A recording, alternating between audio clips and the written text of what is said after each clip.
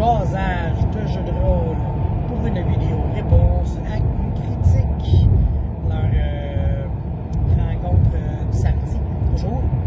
Celle-là, c'est parlez-nous de la plus belle conclusion d'un de vos personnages.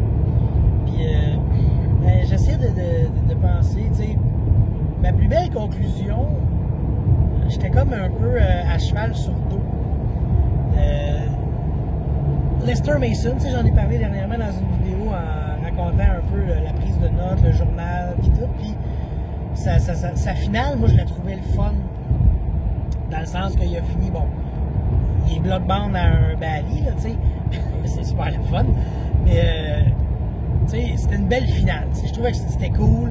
Il a comme vécu plein d'affaires. En fait, je pense qu'il a tellement vécu de choses qu'une fin un peu triste, qui finit mal, ben, je trouvais ça le fun, tu sais.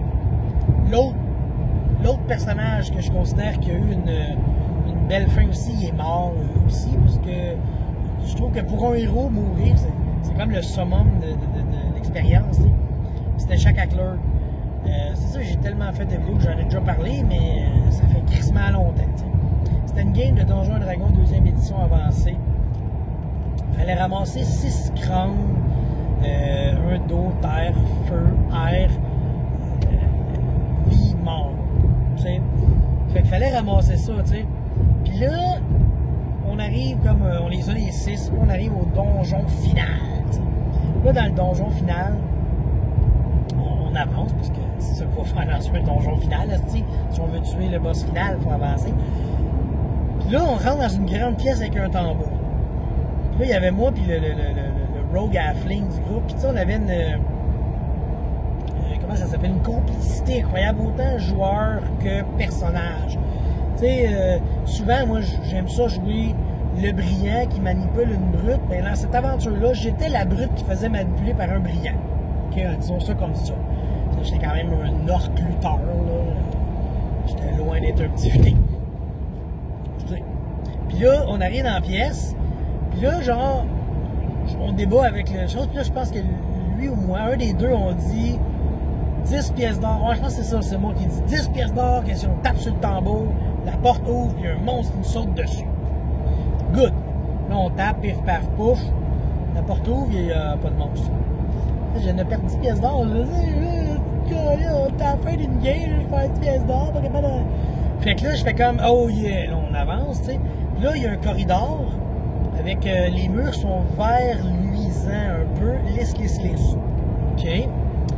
Puis, il y a une corde, puis une porte au bout.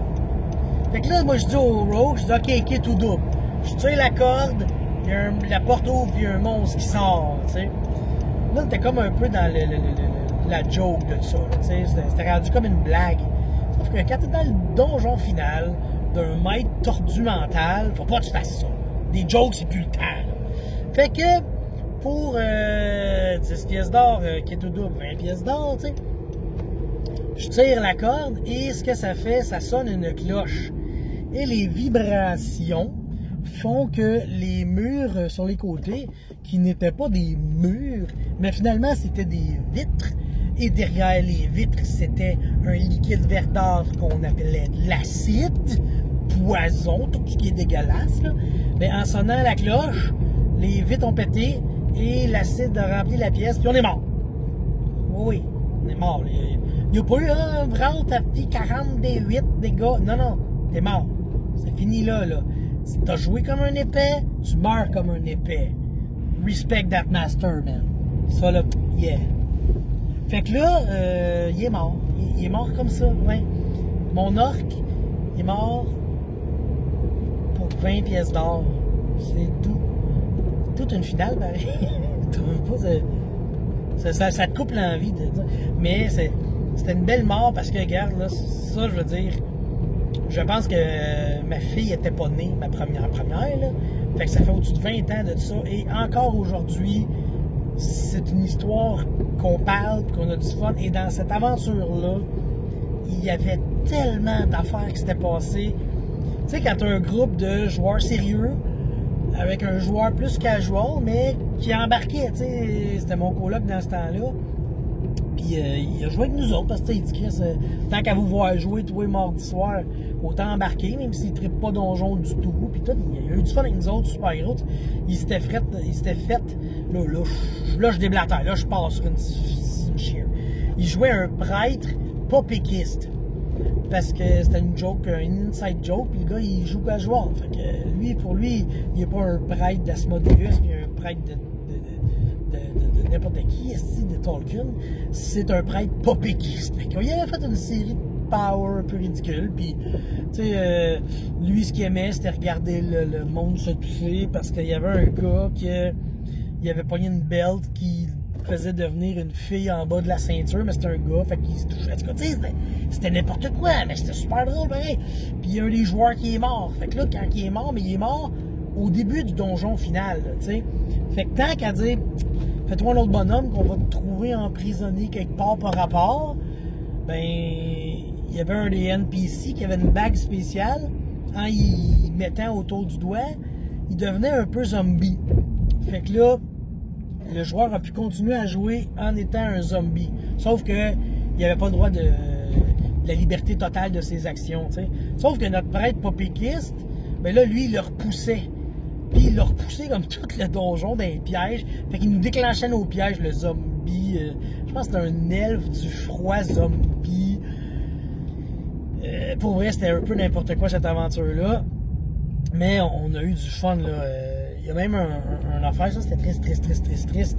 Dans un des donjons, il y avait un de mes chums qui était là, puis je pense qu'il voulait embarquer dans la game, puis il avait fait son perso, puis il allait embarquer comme dans la game, dans la session suivante, ou quand on allait sortir du donjon, tu sais. Fait qu'il était assis à côté du DM, puis j'osais, puis checkait les affaires. Puis là, genre, le DM, il tourne la page de son cahier, puis le gars, il dit « Aïe, aïe, on dirait une machine à boules. Bravo, t'as busté la pièce. » Parce que ce DM-là, tu sais, c'était un DM qui sortait toujours il sortait pas des lapins de son chapeau, il sortait des chapeaux des lapins. Fait que c'était toujours magique et incroyable ce qu'il nous faisait comme maître. Ça a été ma première inspiration de maîtrise, cet homme-là. J'en ai parlé dans le cadre du RPG A Day. C'était un maître succulent. En tout cas, fait que ce maître-là avait toujours des pièces spéciales, des idées bizarres, puis ça faisait qu'on avait toujours des aventures incroyables. Bon, ben, tu sais, c'est ça, là, il nous a... il avait fait une pièce que c'est ça, c'était une machine à boules, la pièce, mais malheureusement, vu qu'on se l'est fait stouler, ben on l'a pas joué, mais ça aurait été écœurant de jouer ça, je suis sûr. Fait que, ben c'est ça, je m'éternise encore beaucoup, parce que tout ce qu'il fallait, c'était parler de la conclusion d'un personnage incroyable, puis moi, je suis rendu que je vous parle de l'aventure complète. Fait que c'est là qu'on voit que le jeu de rôle, là, j'en ai trop. J'ai un trop plein de jeux de rôle, ça déborde, faut que j'en parle. Je m'ennuie de jouer. Fait que je fais des vidéos. Fait que bon, ben je vais arrêter là-dessus, puis je vais trouver de quoi d'autre à dire sur une autre vidéo, quelque chose comme ça. Bye, merci de votre écoute. Désolé des déblatérations.